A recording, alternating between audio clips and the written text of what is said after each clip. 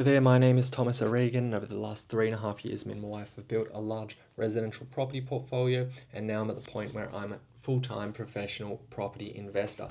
Now, I wanted to speak to you guys about one thing that is critical to understand when it comes to financing properties, and that is valuations, property valuations.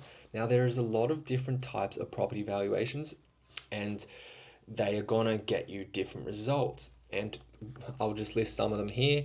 There's a full valuation, which is some like a property valuer, like a physical person goes to the property, inspects it, and makes sure it's what or they just determine the value. Basically, they determine the value of the property. There's another type of valuation which is called a drive-by valuation or a curbside value. That sounds weird. It's drive-by valuation. It's called a curbside valuation.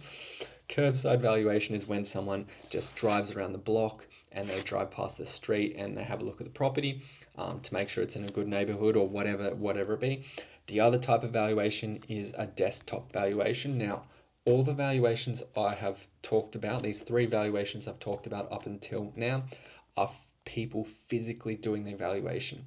One's like a full valuation, person walking through the property. Second's a person's just driving by the property. Third, a person is doing a valuation at their desk online. They're looking at comparable properties online to determine the valuation, but they're not leaving their computer. And that's the three valuations that a physical person will do. The next type of valuation is my favorite type of valuation. It's called an AVM. I think it's called an AVM, but basically what it is, it's a computer generated valuation. It's drawn from all the data that the bank or the lending institution you're using has on that property and that area, and that computer generated valuation will determine the value.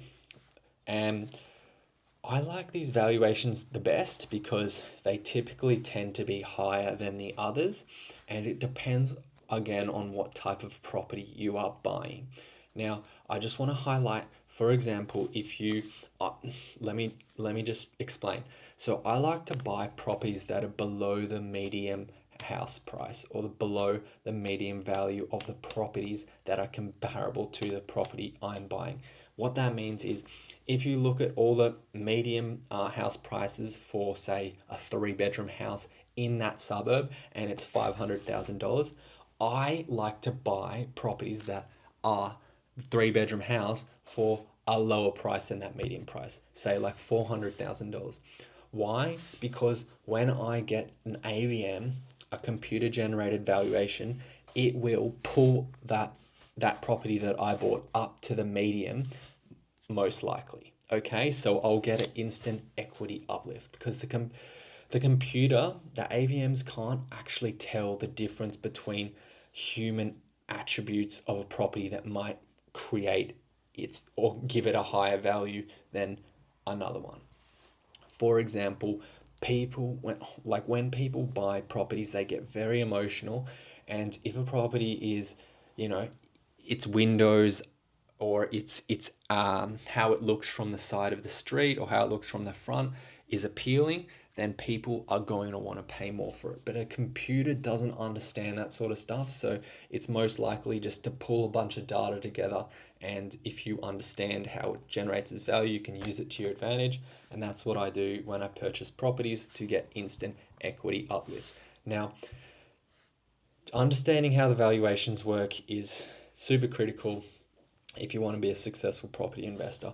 Now, that's the way I use AVMs to my advantage, but a way an AVM might work to your disadvantage is if, for example, you're buying a really nice, luxurious house and it's far above the median house value of the area. And let me just explain.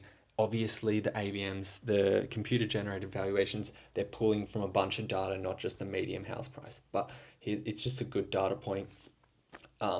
But yeah, if you're buying a property that's far above the median house price, and because it's got like a beach view or whatever, and you get an AVM, your computer generated valuation might come back lower than what you're actually willing to pay for the property, and that would be bad.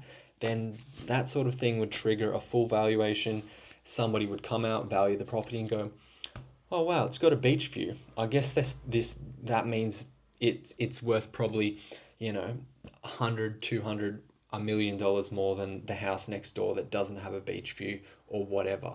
Okay.